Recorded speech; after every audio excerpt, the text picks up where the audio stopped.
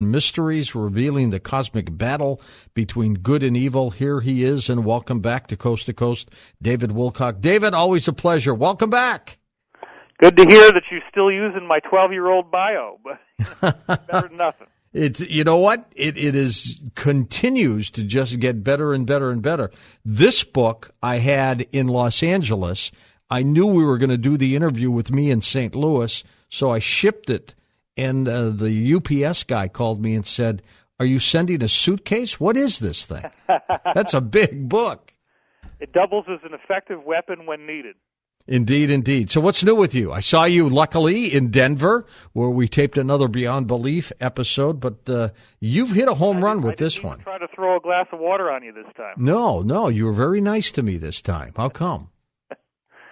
Things are going really well. It's very much like akin to giving birth when you have a book like this, and this has been an incredible labor. I concocted this thing as a result of people giving me briefings about the history of our solar system, and it's a very strange story that starts with people that had extremely high technology, apparently some 2+ billion years ago, and they used a material called transparent aluminum and built these obelisks and pyramids on moons, not only all over our solar system, but apparently at least 12 or 13 neighboring stars as well. So this was a very, very prolific and widespread civilization, and then they just vanished. And that's what everybody calls the ancient builder race. And when you start talking to people on the inside, everybody knows about this thing. And I'd never really heard about this before 2014. And then I got this authorized disclosure from the United States government from a high-ranking official who'd worked in both the Reagan and the Clinton administrations. And he gave me all this stuff, and he said, "David, we don't want to put this on the news, so we're going to hand it to people like you, and then you get to put it out there first, and then later on we're going to come in and prove that you're right." Well, that part hasn't happened yet.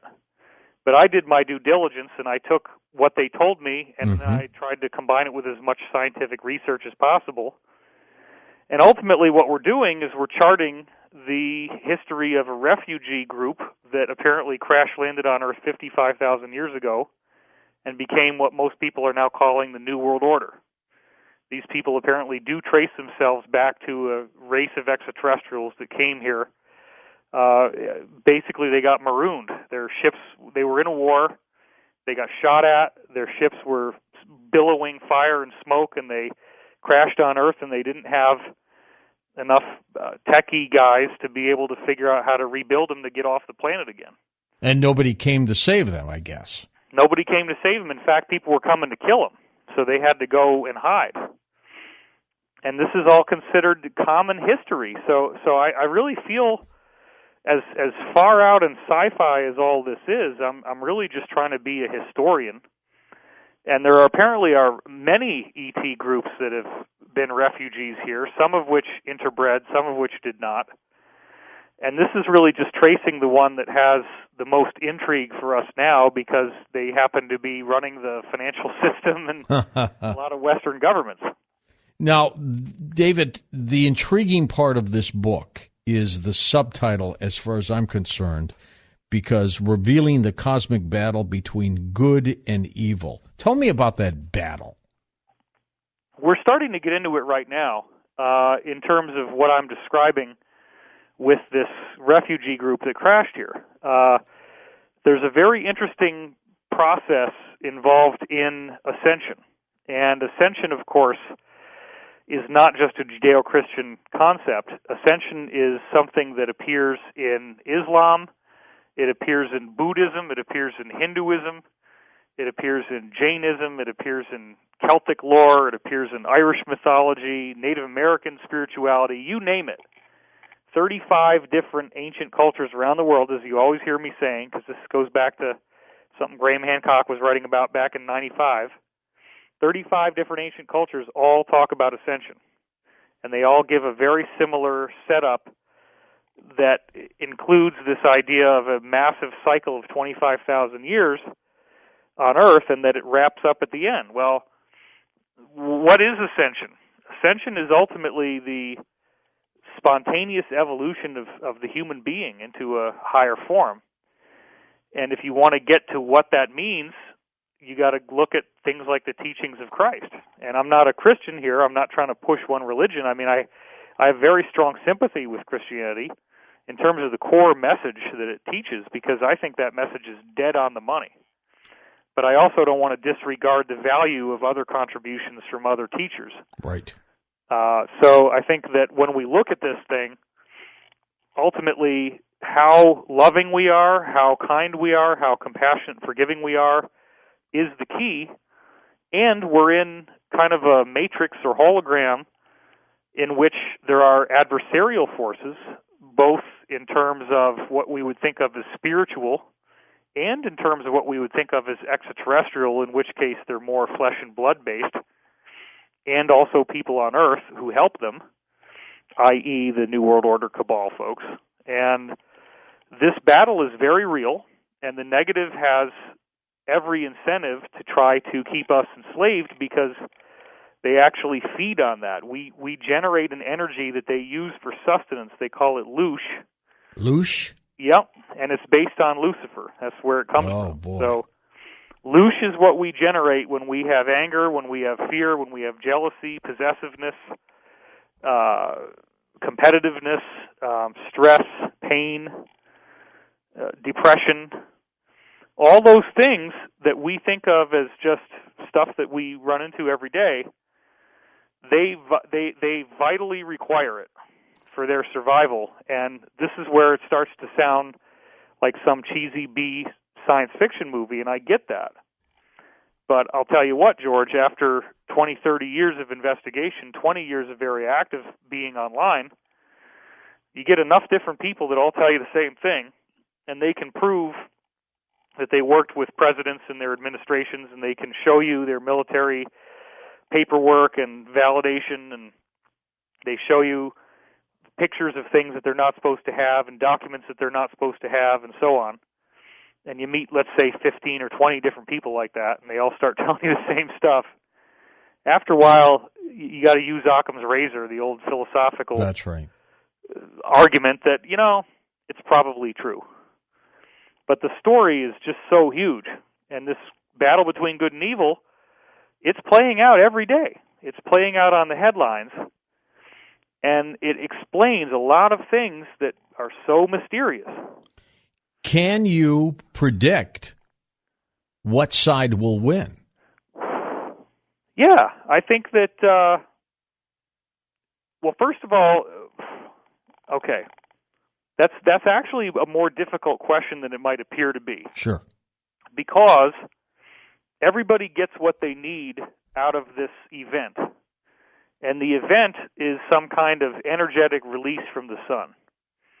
And in this book, I don't know if you got through the whole thing, and I'm not going to grill you on the air about that. It's 500 pages long. So. It's huge. and I'll tell you the truth. I didn't get through the whole thing. Okay. Well, I didn't expect. I planned to read it on my plane back to L.A. That's pretty confident. You think you can blow it out in a plane ride? Really? Well, look, there's some really interesting stuff where I start to go into new data that I've never revealed before in describing not only some ancient religious prophecies, but then prophecies that iterated into Greek and Roman philosophy. And what do I mean by that? The oldest religion on earth is Zoroastrianism. And you could kind of say that Zoroastrianism and Hinduism both emerged from one single common origin, which appears to be in what's now Siberia. And those people originally were living in a more tropical place before the earth moved its position, causing a terrible cataclysm that we call the Atlantean flood or the Noah's flood in the Bible. And these people had to migrate south where it was warmer, and one strain became the Hindus and one strain became the Zoroastrians. Well, these people were very well aware that the sun gives off a big flash of energy and light at the end of these great cycles that they talk about. What I didn't realize until I started to do research for this book is that science continues forward into Greek and Roman philosophy, where it's known as ekpyrosis. And the scholarship on ekpyrosis, up until I wrote this book, and I think a lot of people are going to look at it now, it was so obscure that I was finding scientific papers that only had 23 hits. And yet they're like so relevant to everything that everybody on Coast is talking about. Because these are Roman and Greek philosophers who absolutely believe that the sun gives off some big flash of light and energy at the end of the cycle, and that it completely changes what it means to be human. And that is the center of gravity that all this other stuff is orbiting around. It's a very interesting discussion because we like to think of a steady state universe in which everything just kind of keeps ambling along and does its thing, and it's boring, and it's, I can pretty much see where this is going. Actually not. If the sun does this thing that the Zoroastrians told us about, and the Hindus told us about, and Jesus tells us about, and Buddha told us about it, and everybody tells us about it, the ancient teachings. If the sun actually does this, it's, okay, let's go to the Quran, right? The Muslim Bible. All right. The Quran. It says that time stops, and that is also reflected in the Egyptian scriptures, including things like the Emerald Tablets and some other scriptures as well. Time stops. Time comes to an end as we know it. It's a dimensional shift. There's some sort of fundamental change in the way that time processes for us. And apparently, once we go through this, we will have lifespans that are much longer. We'll experience time differently, so that, and again, I'm going to use the Bible a lot, but a year becomes like 1,000 years. So, in other words, you could live for what we would think of as 80 years of our time, but now it's like 80,000 years. Or almost somewhat like Methuselah. Exactly. So then the weird part is that once we go through this change, we also may develop, we may gain access to extraterrestrial technology that's widely in use all around us right now. And these people have made a unified agreement not to show themselves to us at this time. They can only give us little mysteries and occasional sightings, which, of course, these days, even a very good quality sighting can be disputed on YouTube because of the ubiquitous presence of motion graphics and computer animation. You don't know if anything's real anymore. It would take a very massive sighting over a major urban area that, thousands of people film with their cameras from different angles. That's what it would take to really break the wall down. Didn't we get that in 97 with the Phoenix Lights, David? We got it in 97. We got it in Mexico City 1991. We got it in 1945 with the Battle of Los Angeles. We got it in whatever it was, with the Fatima sightings of Portugal, where 90,000 people see a silver disc. This is around 1914. They actually thought it was the sun coming down, which I think is a little ludicrous. I think it was a flying disc. Yeah, and it created rainbow colors all throughout the sky. And after this event was over, it had been soaking wet. Everybody was soaked to the skin, and yet when the craft disappeared, everybody's clothes were completely bone dry. And that is obviously an advanced technology. They called it a miracle. They also saw what appeared to be flowers coming out of the sky, but they were holograms because when they hit the ground, they disappear. Little white flowers. That's right. So, look, 90,000 people saw this. The Battle of Los Angeles, over 1,000 eyewitnesses. Apparently over 1 million people actually witnessed it to some degree. They took the craft that was seen and they put a little periscope on the top, and that's what you see in the movie version of War of the Worlds. So, but it's just that, 1952, right? You have a whole fleet of ships that fly over Congress. If that had happened now with people's camera phones, it would be all over. Oh, sure would. So we're just waiting for the big one. And I think once that happens, well, I don't think. I mean, it's pretty obvious that everything changes.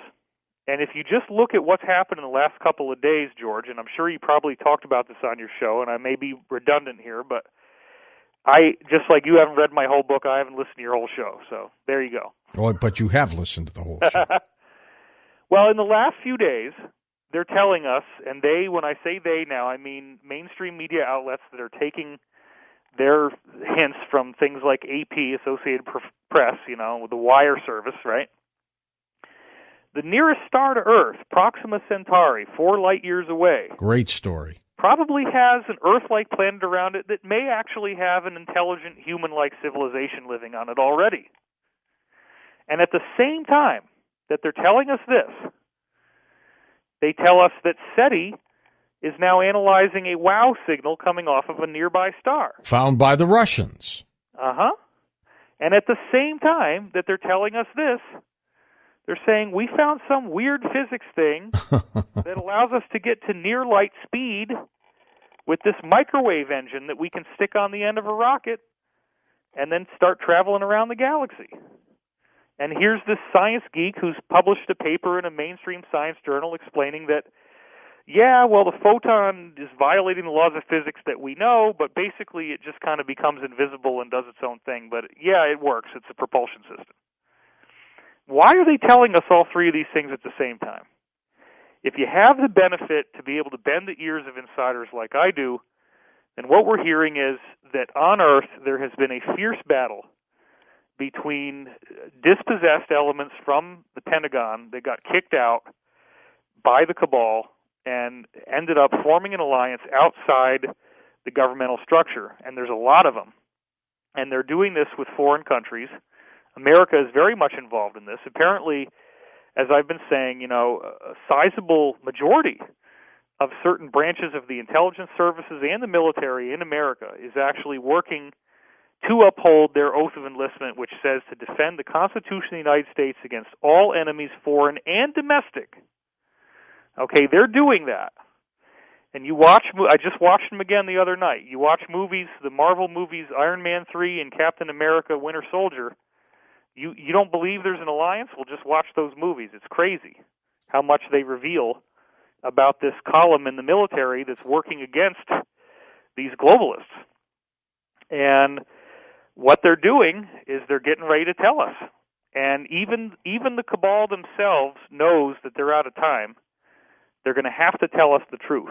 So these things, this Proxima Centauri thing and the SETI WOW signal and the microwave engine, all of that stuff is getting ready for what they call a partial disclosure. And what that means is that they are going to show us ships that they already have that can go around the solar system.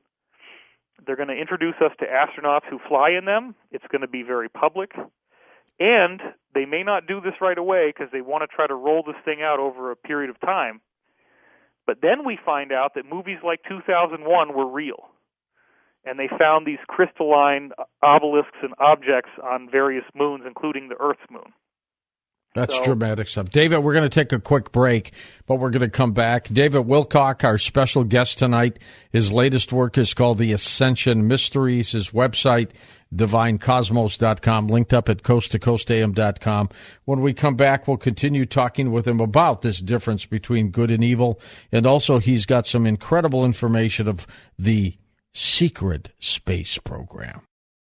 And welcome back to Coast to Coast. David Wilcock with us, his book, The Ascension Mysteries. It's an amazing book, and it is a huge book, but it talks about the battle between good and evil. And, David, I want to talk a little bit more about that and then get into the secret space program. And, of course, you and Corey Good do programs for the Gaia television network that are just riveting as well.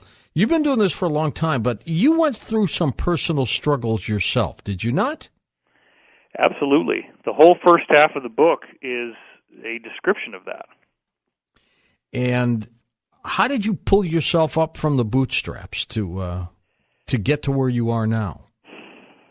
Well, in the book I describe how we are all living, I was born in 1973. I'm 43 years old now. I grew up in the mass nuclear suicide cult portion of American history. They could fry us at any time. It's very likely, and there's not a damn thing you can do about it.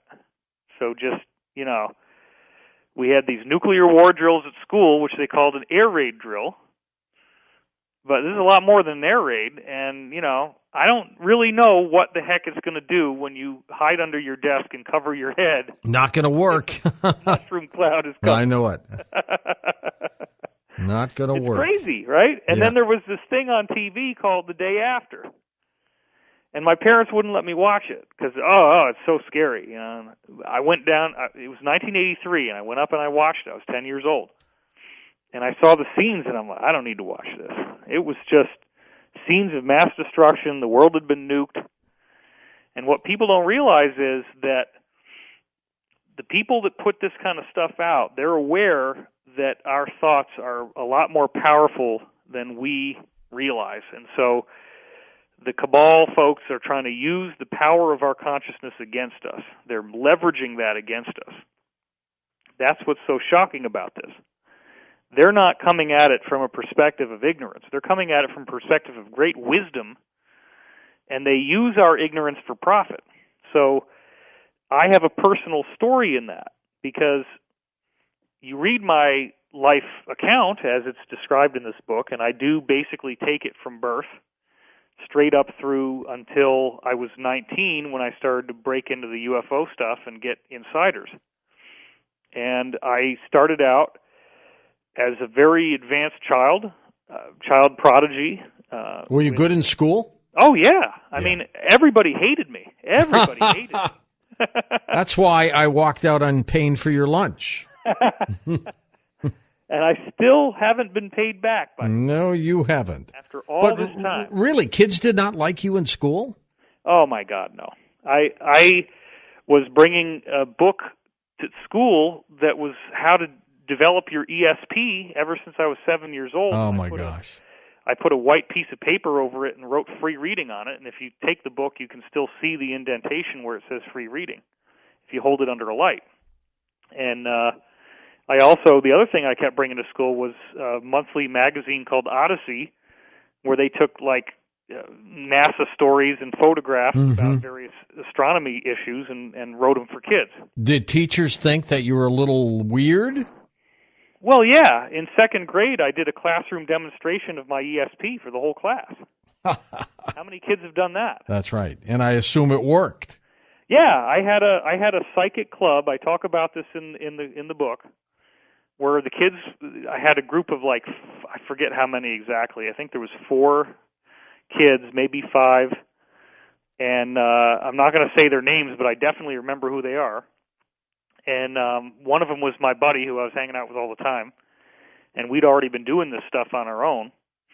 And they would go around the corner of the building, and they'd pick a number 1 through 10, and they'd all agree that that was the number, and then they'd come back around, and I would just take the first number in my head, and I'd tell them the number, and it was right. And I had 100% accuracy. Amazing. And they tried to fool me by coming up with a fake number and then saying, we'll pick the real number now, and then next time we'll pick a fake number, because they thought maybe somehow I could hear them talking, even though they were far, far away, and there's no way that sound could have traveled like that. So they come up, and I pick the number, and they're like, yeah, you're right. And they walk away dejected. And then I see one of the kids, who ended up being a friend of mine later. He had blonde hair, and he leans into the others, and he starts whispering, and I knew something fishy was going on. And then all of a sudden I get this big flash of, it was the number 7, I believe, and it was all in stage lights like you see at a rock concert. And it just goes, and I see this in my head, and I say, okay, you guys, come on back. You already picked the next number, and it's 7. And they were so shocked that instead of being excited about this or doing anything with it, they never wanted to have a psychic club meeting again. The club basically disbanded. Jeez. You were too good. It scared them. Yeah. They didn't expect it. They didn't know how to handle it. And then my closest buddy, Eric, and I use his name in the book, his parents were fundamentalist Christian, and they quickly ended up not wanting him to do anything with me either. We continued to stay friends, but we didn't do our psychic stuff anymore. Did they think you were like a devil worshiper or something? Yeah. Yeah, absolutely. Yeah. But what I had done is I'd seen this HBO documentary on Nostradamus and said, well, heck, if this guy could do it, he's a human being, then ostensibly other human beings could do this as well. And if I can do it, then maybe if I keep practicing, I'll get to the point where I could be like Nostradamus. And maybe I'll be able to help stop a war. And, these tools might be useful. So why would I want to hog this? I want to teach other people how to be psychic so that we have a better chance of avoiding a nuclear war. And that was my plan. But none of the kids wanted to learn. They were too scared of it. Because some people believe that you are the reincarnated Edgar Cayce, the great American prophet, at what point in your life did you start thinking maybe you were? That didn't occur until 1997, and it was in the summer, where I had been working with a hypnotherapist named Skip Weatherford, and he put me under hypnosis, and I was doing readings at the time. I'd been doing them for a year, and the readings started to pull the questions that he was going to ask me out of his head before he could speak them. And for him, that was the TKO. All resistance to the idea of what was going on being fake, all resistance to the idea of what was going on being real was gone, because this can't be done. Somebody can't just read your mind and answer your question without you having to say it out loud. And after that, he says, you got to come over to my house right now. And I go over there eventually, because I resisted at first. And then he throws this magazine cover down, and it's got a piece of white paper over the top, and there's a square cut out of the middle, and there's a face in the square. And it's an old photo from the early 20th century of a guy with a really tall, like 2.5-inch tall, starched collar. And other than that, obviously antiquated detail, it's my face, exactly. And he says, no, who's that? And I knew he was a member of the ARE, the Cayce Group, and they have a magazine called Venture Inward, and I knew that he was a subscriber to that magazine. I said, well, I'm thinking it through, saying, well, that's got to be Venture Inward, and that's got to be a picture of Edgar Cayce.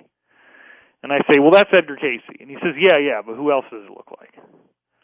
Then I went to Virginia Beach in October of 1997, and all of the high-level Cayce people working for their organization, including the director of their magazine, the art director of the magazine, people of that level, all were recognizing me as Cayce reincarnated. Had they met you before?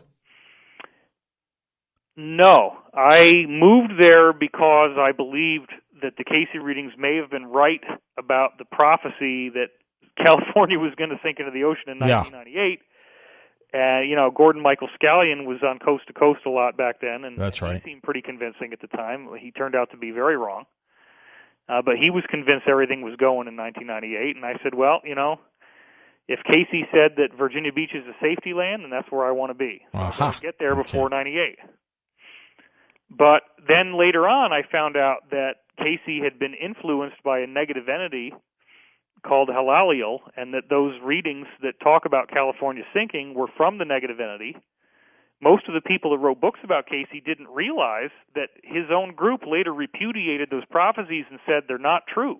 Well, are they not true because of the date, or are they not true because of the event itself?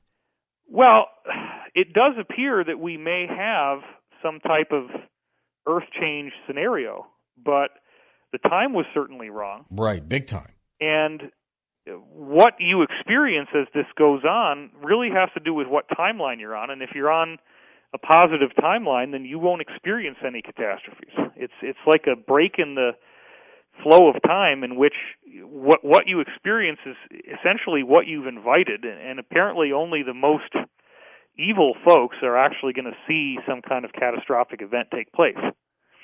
And we may not even, if we're on the other timeline, we may not even realize that timeline occurred. That's how strange this thing is. Well, it's uncanny, the resemblance, ever since we interviewed you and Winfrey about this. Well, I want to point out, just so people don't get the wrong idea, the book doesn't even go into that. That's later in the story. This book kind of this book you're talking about, yeah. Right? The Reincarnation of Edgar Casey book's already been written. My next book that I write all by myself will probably get into all that stuff in a lot more depth. Okay. Now, let's talk about the secret space program. Sure. You have looked at this for some time with Corey Good. You've got a program on the Gaia Television Network that has startled a lot of people. What do we know about this secret space program, David? Well, let's go back through time for a little bit, and let's talk about the idea that Atlantis is not the only civilization that rose to prominence on Earth. There's been many, many, many of them, and they rise and they fall. They rise and they fall. And some before Atlantis. Oh, many before Atlantis. Yeah. And that's actually what the Egyptian priesthood told Solon, who then told Plato, which Plato leaked when he wrote Timaeus and Critias and got in so much trouble for it. That's where the term Atlantis came into the common lexicon. So they said, the priests of Egypt said that there had been many other civilizations. And in those civilizations, it's very common that a breakaway group forms in which a higher level of technology is developed than what the people have. And those people form a closed elite. They go out into space. Pretty soon they discover the ancient builder race stuff. They discover all these really cool obelisks and pyramids made out of crystalline material on moons and planets that are all throughout our solar system. Most of the moons in our solar system have these things, apparently. Mm-hmm. And they break away, and then if there's some kind of catastrophic event on Earth, they're not there for it, and they're off on somewhere other place where they're safe. So you have to understand that this idea of a secret space program is way more complex than most people's imagination can tolerate without some coaching, because we are surrounded by dozens and dozens and dozens of different extraterrestrial civilizations that not only visit us, but this is their home, and that's a very important point.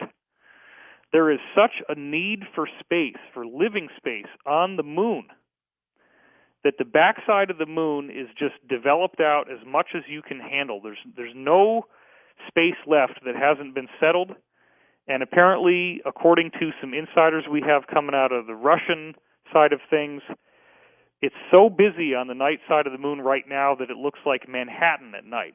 It's just totally loaded with light because there's so many different groups there.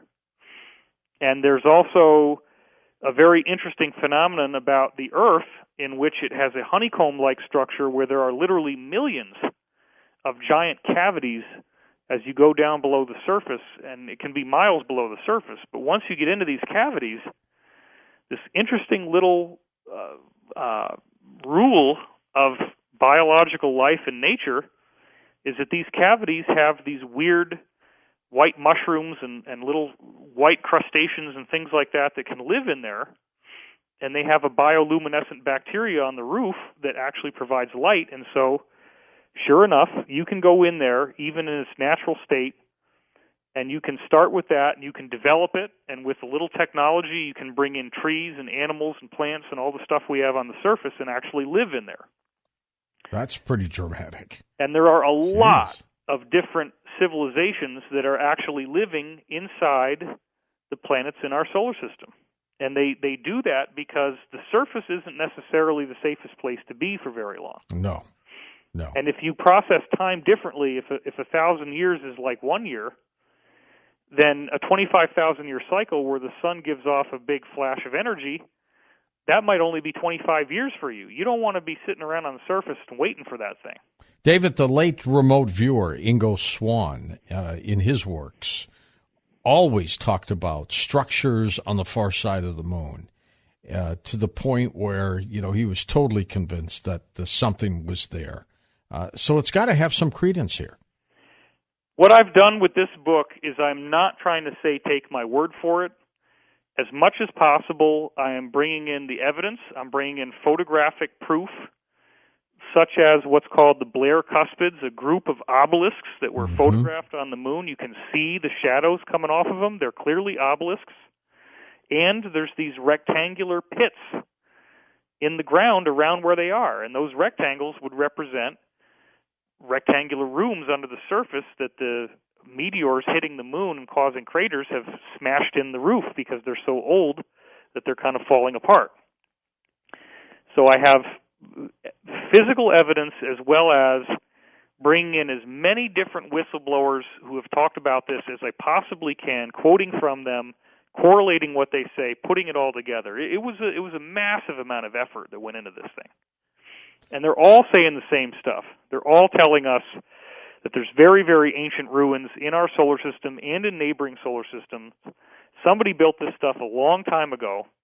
Many other groups have come in since then, and this technology that's the really old stuff is actually better than theirs.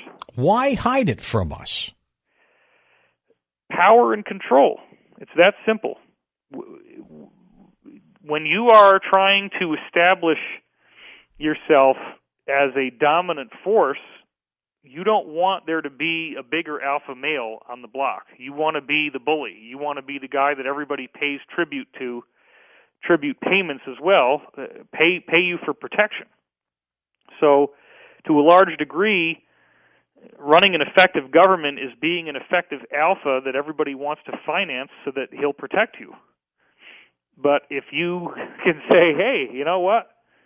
There's aliens, and we don't have anything we can do against them, and they're just going to come and go as they choose and pluck people off the planet. And that's what's happening. Guys?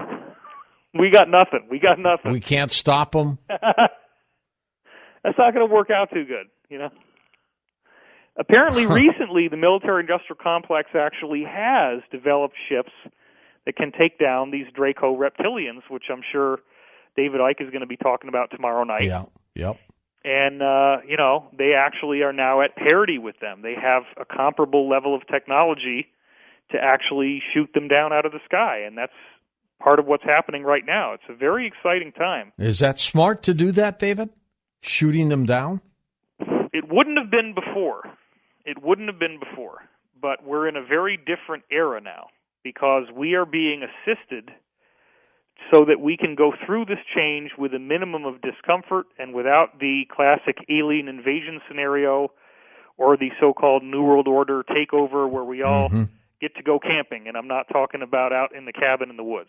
We're going to come back in a moment with David Wilcock. We're going to take phone calls, but also get into the title of his new book, The Ascension Mysteries, and talk more about that and explaining the abilities that we will have as an ascended race. What does that all mean?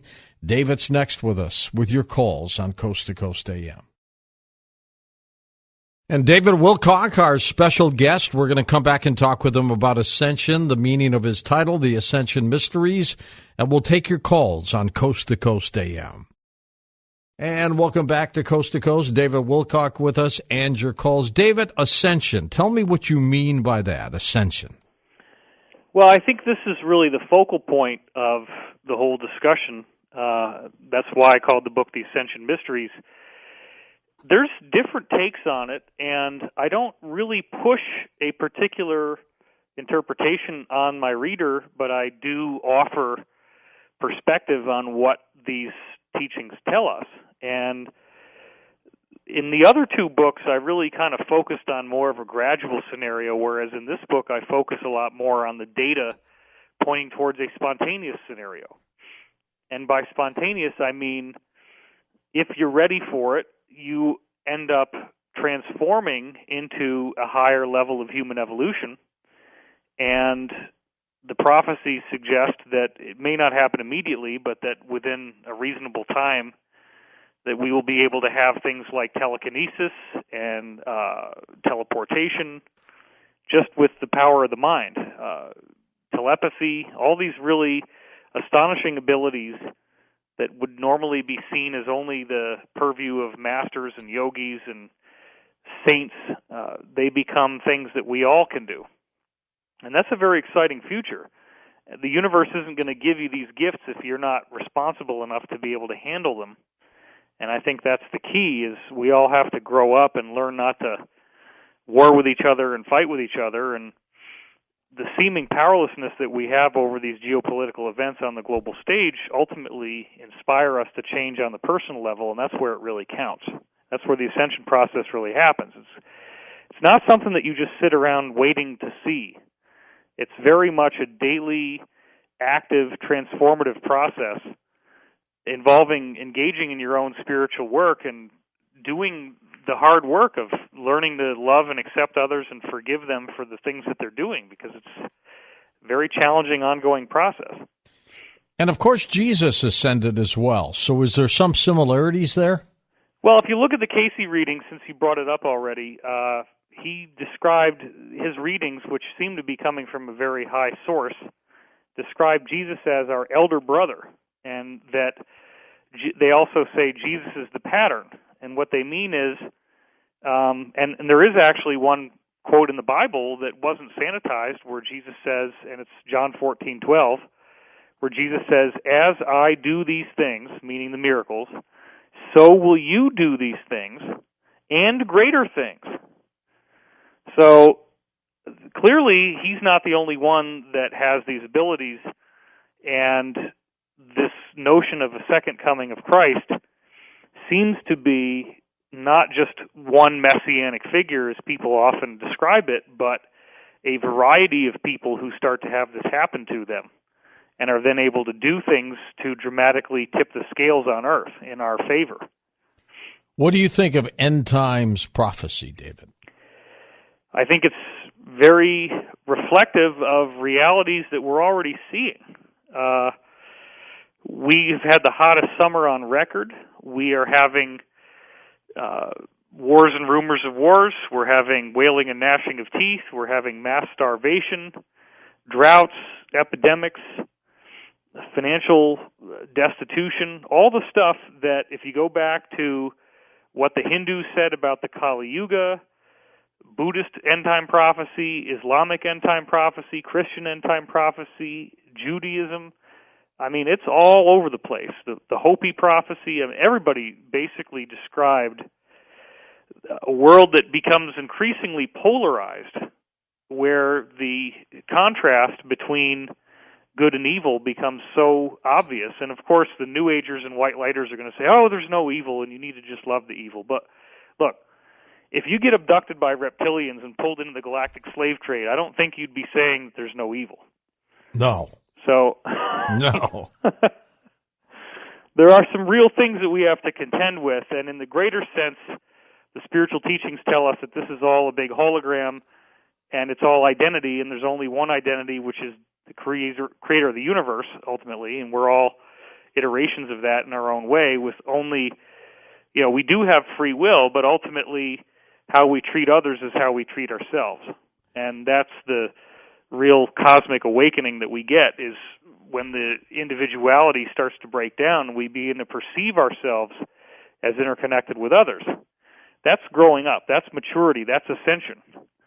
Ascension is realizing that we're not separate people, and what we do to others directly affects us. And you claim that we have extraterrestrial DNA in our system.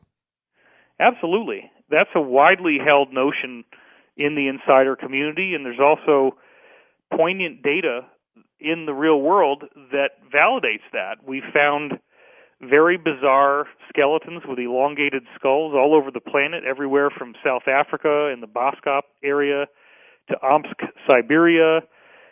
You see these people in the Egyptian pharaohs, in the sculptures and paintings and carvings of them. You see them in Peru. There's a variety of skulls that have been found in Peru and Bolivia and Brazil and these other places that have those characteristics. When I was at Contact in the Desert, we had Brian Forster there, and he's now saying that those skulls are being medically analyzed and they don't have the same number of fissures in the skull that ours do, and they have odd characteristics.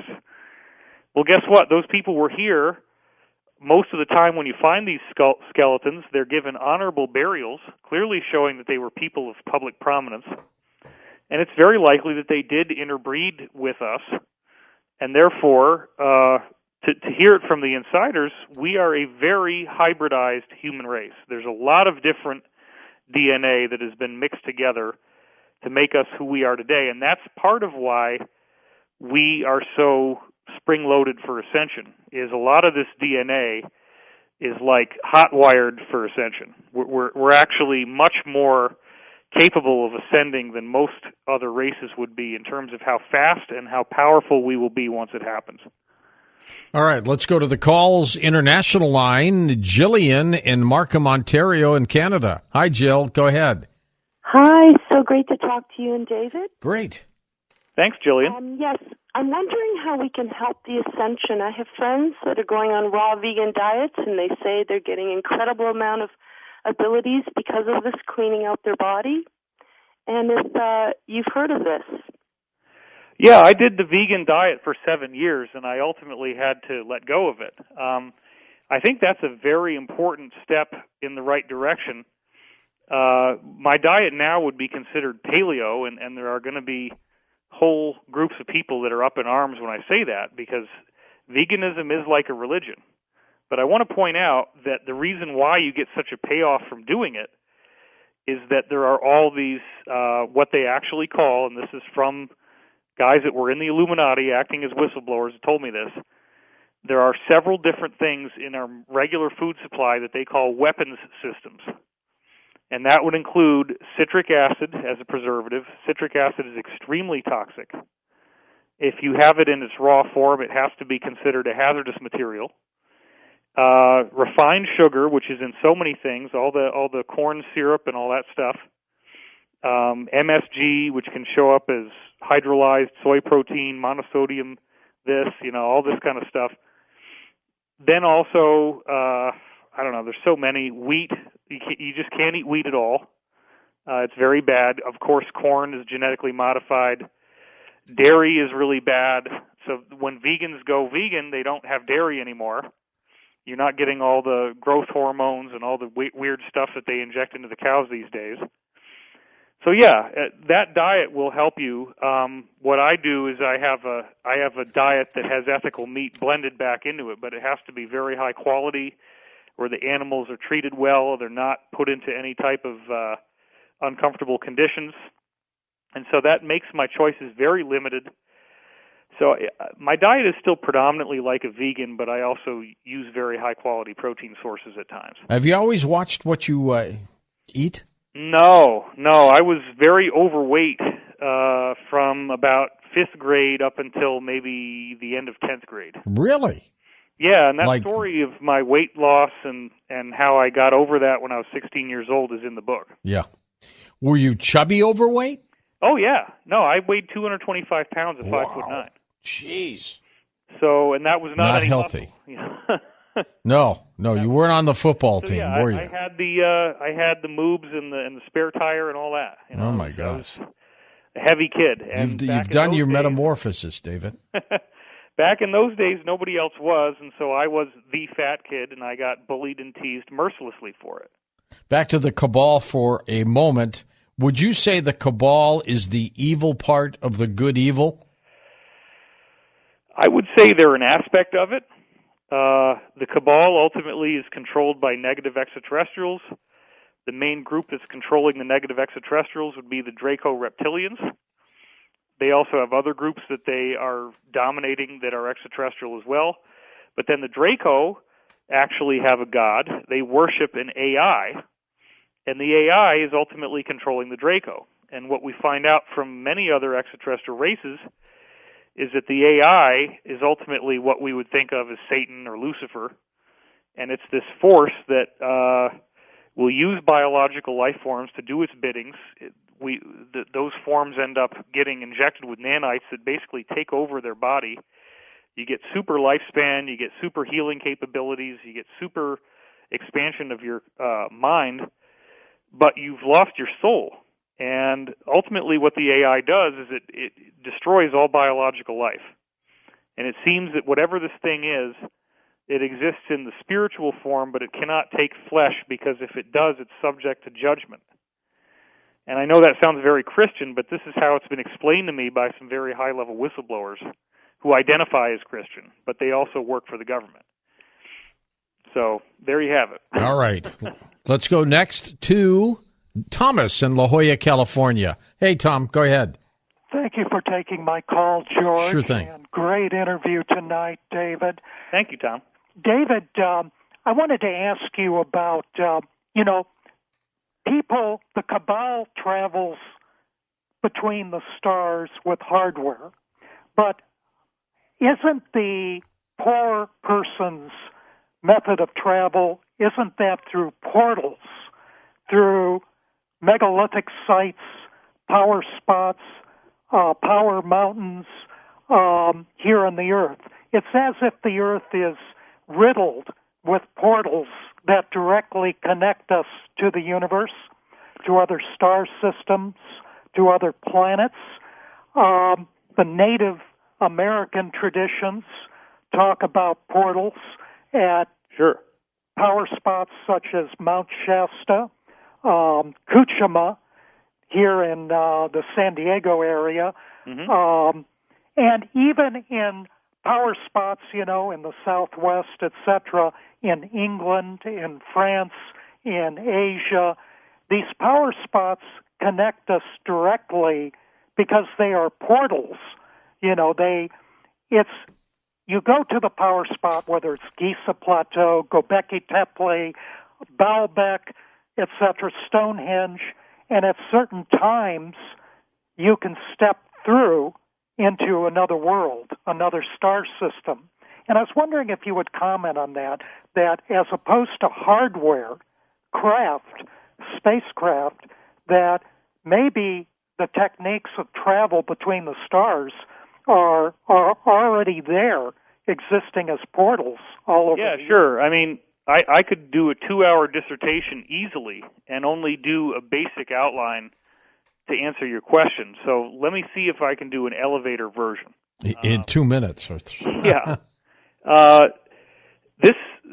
The new book, Ascension Mysteries, is essentially a companion volume to my original book, The Source Field Investigations, which is a cosmic encyclopedia, has over 1,000 academic references.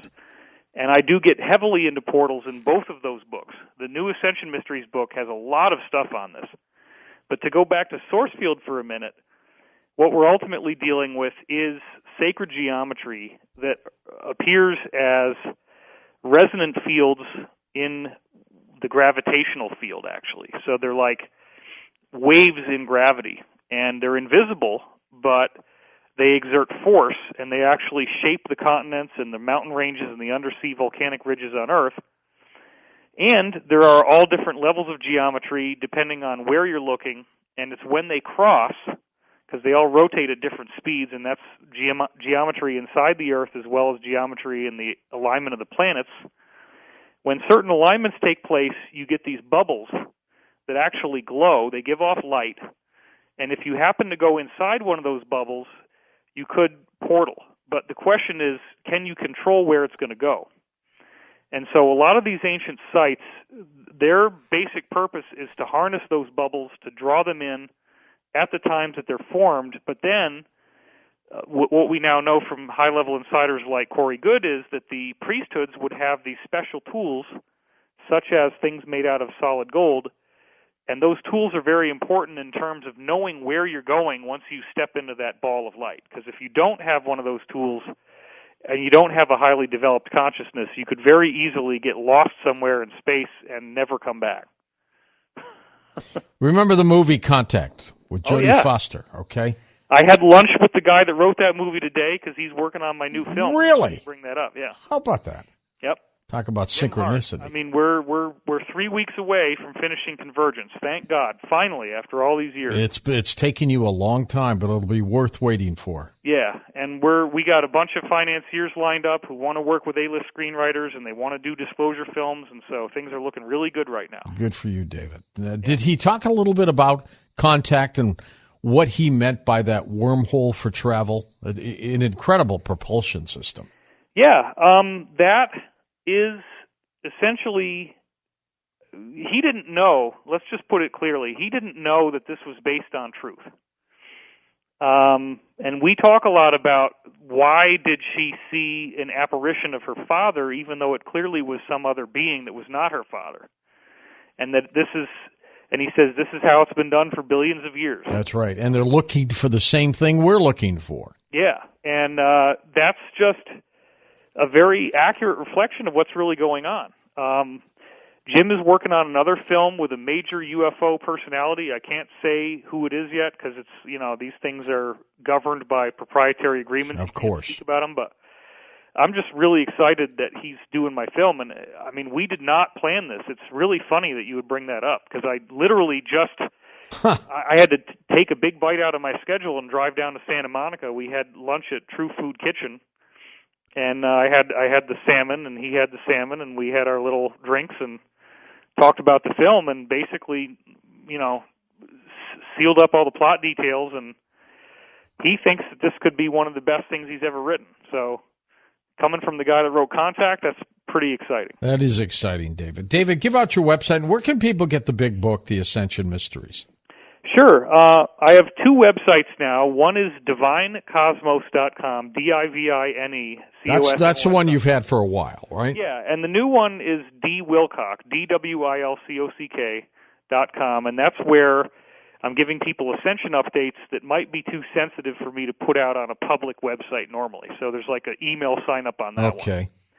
I also, of course, have the new book that's come out. It's in audio form, it's in Kindle form, and it's also in hardcover. However, this week, up until I guess September 6th, if you're thinking about buying it at all, right now is the time to do it because it costs less and it ensures that we get on the bestseller list. And that's important because we're trying to get this thing into mainstream credibility. If I'm lucky, I'll be able to announce very soon one of the most famous rock stars ever on Earth is going to be endorsing my book with a tweet and a picture of himself holding it, and we've been talking about this. I was on the phone with him for 2 hours the other night. I hope he does it. I think he's going to, and that will be great. Is his first name Tom? No. All right. We're going to come back and take final calls with David Wilcock on Coast to Coast AM. On our next Coast to Coast program, Doc Wallach joins us for the first couple hours from criticalhealthnews.com, followed by David Icke. So you don't want to miss that show. We shall be back in a moment. And welcome back. Our final segment with David Wilcock as we talk about his work, The Ascension Mysteries. David, how long have you been working on this book? Wow. I guess the initial disclosure of this grand story of the cosmic history of our solar system, which I've only barely touched on so far, came to me in August 2014. But it was essentially informing work that I've been doing in terms of studying whistleblower testimony and talking to them myself for 20 years. So everybody wants to know, what do your insiders say? What's the deepest intel you can give us? And in my other two books, I tried to satisfy the skeptics who only want things that are scientifically provable, whereas in this book, I really just come out with all of the insider stuff. So it's like full disclosure in the book, and I try to map on the science to it as much as I can, and the extraterrestrial archaeology we see on various planets and moons, and all that stuff fuses together. So I think people are going to say this is my best book. It's certainly going to be the most sci-fi and interesting in terms of its scope and the depth. I'm very pleased with how it's turned out. So it's at least 20 years in the making, really. You know, as the Bible talks about good and evil, they talk about the fallen angels and such. Do you think that really happened, or were we talking about extraterrestrials? Fallen angels are extraterrestrials, as far as what these government officials are telling me. Yeah. And, they might have their own agenda. They might not be entirely truthful, but I tried to take their words and put them to task, and there is a lot of evidence that there was an extraterrestrial civilization here on Earth of refugees that did, in fact, crash land and had these elongated skulls, 300 IQ, larger brains, that they took over various continents that they landed on all over the planet and formed kingships and royal bloodlines, and that, in fact, some of them are still here. And apparently they exist in certain places where they wear these elongated hats, certain cities or cities within nations. And, it's a very contentious subject, but there are whistleblowers who I describe in the book, like Karen Hughes, who had somebody that met with leaders of the financial system, and one of these guys had a very strange, elongated skull and very piercing blue eyes. All right, let's go to anything like a regular person. Let's go to the final calls here for you, Mr. Wilcock. Let's go east of the Rockies. Don in Augusta, Georgia. Hey, Don, you're up with us. Go ahead. Thank you so much. Tonight's topic is great, and y'all doing a good job. I can't agree with you more about what you're saying about fear being used as a way of controlling and manipulating people. I think when somebody's under stress or in fear, they can't use their abilities.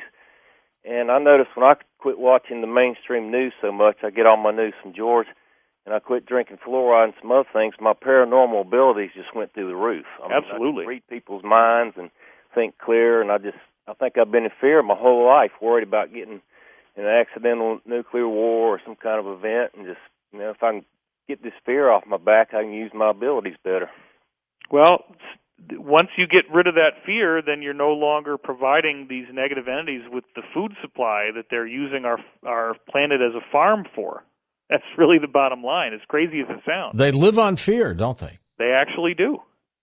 They feed it, they grow with it, they nurture it, and everything else. And one of the contentious points is, why would a loving God create a universe this way? And the answer is that the hero's journey, the struggle between good and evil, is written into the cosmic nature of the universe itself. And I really go into that in my second book, Synchronicity Key, go into all the details about Hollywood screenwriting and that every movie is basically the same hero's journey story. And you have to have a villain. And so the villain is given an incentive to do evil because they require it. And they either have the option ultimately of going positive, or else they essentially dissolve back into the pure energy of the universe. So you can't stay evil, but you can choose that path, and you can get power from black magic, and it really works. David, why was the God of the Bible so evil? And let me rephrase that. I can't say evil, but so aggressively mean about things. Specifically, you would be referring to Yahweh in the Old Testament. Right. And this is an area where the Law of One goes into detail about it in saying that Moshe, or Moses, was originally in contact with a positive entity, but because he was doing psychic parlor tricks and having people say, hey, man, take your staff and turn it into a snake, and he said, sure, check it out, that he ultimately lost his positivity from that, which, again, is contentious. It's a very contentious subject, but this is what the Law of One says, that the negative Yahweh was able to, it wasn't actually named Yahweh at all. It took that name, and that's the angry God of the Old Testament. The angry God of the Old Testament is a Draco. And so you're going to see all of this Draco type of stuff that it's saying and doing, like I will smite thy firstborn, and I will bathe you in blood, and all this kind of crazy stuff. Isn't a Draco a reptilian? Yes. And didn't they also confuse the Draco as the devil? Yes. I mean, the Draco live in underground bases. They have vertical slit pupils and reptilian skin, and Christians have been saying that Satan lives in hell and hell is underground. And so there is some kind of weird, that's amazing, subconscious telepathic thing where we're tapping into something that's true. West of the Rockies, Wayne in Tacoma, Washington. You're on with David Wilcock. Wayne, hi. Good evening, gentlemen.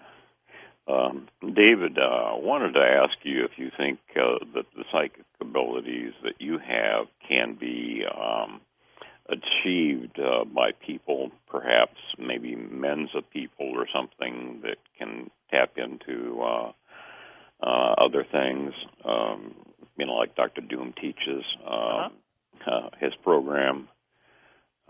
Remote viewing, yeah. I believe that, intuitive ability, I just want to say this at the outset. I don't think that I have any special DNA or special power. I was fortunate enough to get into this and start reading books on how to develop ESP when I was 7, and I began practicing the exercises. And it was only after I practiced the exercises that I had my psychic club and that I did classroom demonstrations. Before that, I only had natural ability, which a lot of kids do, and it wasn't anywhere near as sharp as it was once I practiced. And so once we get a more formal disclosure of the truth and people understand what's really going on, then they're going to see, Wayne, that our lives are made to have this ability, and it's been taken from us by disinformation, by lies, by fear, by telling us that it's evil or it's negative. But again, even if you're coming at it from a mainstream Christian perspective, if Jesus is saying in John 14:12, "As I do these things, so shall ye do them," well, then Jesus is able to walk up to a woman and tell her who she cheated on her husband with and give the names. That's in the Bible. So if he could do that, then ultimately he's saying we'll be able to do those things as well. Remarkable work that you continue to do, David. Does it come to you via whistleblowers, some of it? That's a more recent phenomenon. I would say that originally, for many years, it was just straight-ahead academic research. And as a kid, I was doing a lot of academic research. I was reading books all the way back in 5th grade. I read a book from Francis Crick on DNA not being possibly random at all, but that it had to have been a divine design. I read a book called Body Language by Dr. Julius Fast when I was in 7th grade. It fascinated me because it talked about the subconscious and how it reveals itself in the way that we hold our bodies. I was reading books on lucid dreaming when I was a junior in high school, shamanism, all this kind of stuff. It was only later on when I found out that NASA knew that extraterrestrials were real since its inception and had been covering it up, that I began to very deliberately seek out people who had this knowledge. And for many years I couldn't find them, and I was just a blogger writing stuff on the internet back at a time when you basically had to have like a doctorate to be able to make a website. And I was lucky enough to get in early, and so people started to come to me because there really was nobody doing this back then. Very few people. And over the years, I built up a cadre of insiders who have impressive credentials. Many of them have come forward, others have not. And I just have tried to synergize everything they say together, both on Cosmic Disclosure and in this new book. I'm so excited. It's a major relief for me to finally be able to just tell the truth. And I'm not concerned about what the skeptics are going to say because I didn't write this for them. Without the fallout. Yeah, I mean, I've done 2 books that prove that I can show you. I mean, look, people wanted to give me an honorary PhD for the first book, just the first half of the first book, because you only need 120 to 150 references for a PhD. My first book has 1,000. Second book has over 600. The third book has something like 300. So, multiple PhDs worth of research in there. That's why I got, 2 shows on Gaia. That's why I'm on Ancient Aliens all the time, just like you are, George. We're, I don't know about you, buddy, but I mean, everywhere I go, people are like, oh, man, there you are. It's crazy what's happened in my life, especially in the last 6 months. It seems like everywhere I go, I'm now getting recognized. Everybody wants a photo. And I think that's just because I've done hard work, just like you have, George, for a long, long time. And I've just stayed in the game. It pays off. It pays off. It just took off. You're getting the information. Let's go to Dennis in Idaho. Hi, Dennis. Thanks for calling. Hi, guys. Hi, gentlemen. George, you amaze me with your knowledge about how the God of the Bible is depicted there as like a monster. It's a long, big discussion. You were spot on. George, I have a question for you first, the star of our show, our main guy, you and Tom. And then, David, I want to ask you a question about ascension, share something with you. Okay. Yeah, my first question to you, George, it's great hearing your voice. You guys are wonderful tonight. Your new book, I want to know about it, and where should I buy it? Okay, very quickly, Night Talk. It's available at Amazon.com. It's the cheapest way. So you just go in there and type in 2 different words, Night Talk, and the book will pop up, and you can order it that way. Cool. I read Worker in the Light, which was the other book you had before, and I really liked that. So I'm looking forward to seeing that. That'll be fun. And go ahead, Dennis, with your question for David. You guys are awesome tonight, yeah.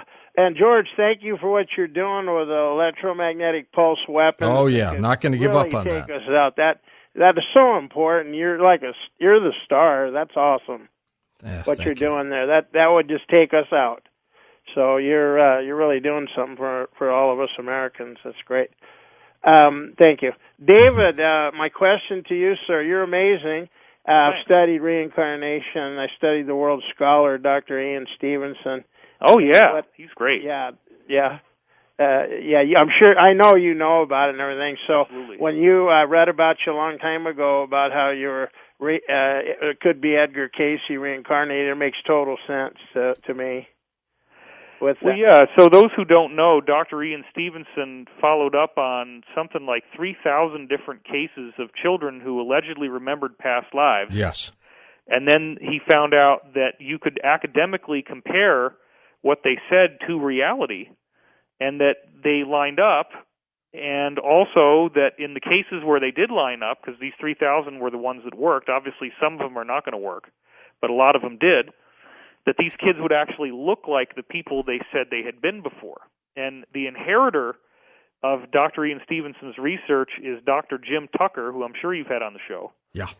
And he has now used police forensic face matching software to prove that people who are genuine reincarnations of someone else have such a strong facial similarity that they could literally be charged with the crime that they committed in a past life.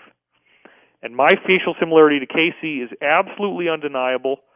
It's been verified by multiple experienced portrait artists, by an orthodontist, by many different people who have credentials, and we have this weird thing with the astrology where it's the only time in 127 years after Casey's death where my planets line up so well with his. I had to be born when I was for that to happen.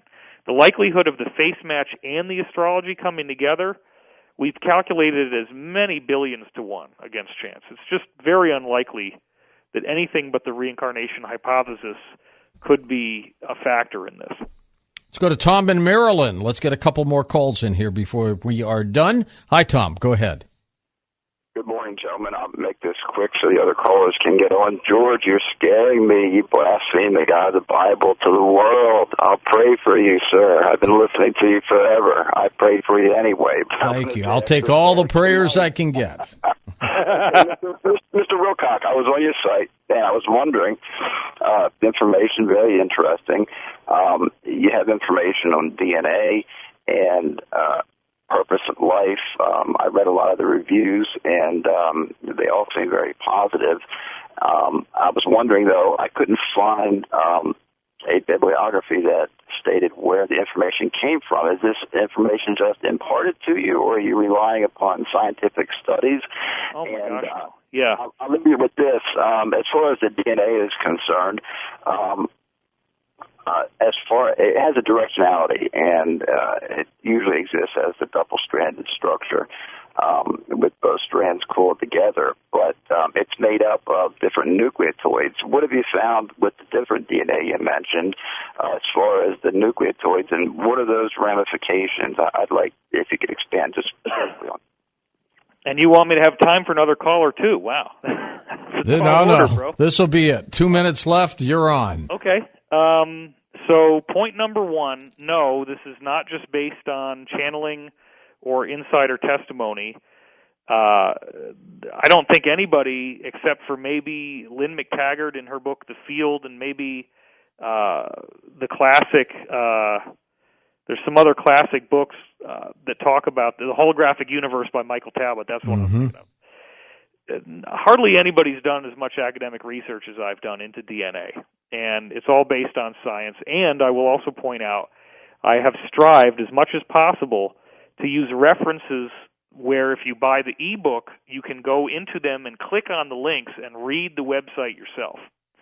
The really cool thing, and I'm sure, George, works the same with your book, is people can now buy the audio version, which in my case I narrated it myself, and it will read it along with the ebook, so you can have it read to you, and it'll like light up the words and stuff as it goes along. So you can buy them together and do that. It's really cool. And by the way, the audio version is a lot of work, isn't it? Oh my gosh, yeah. Your eyes start playing tricks with the copy.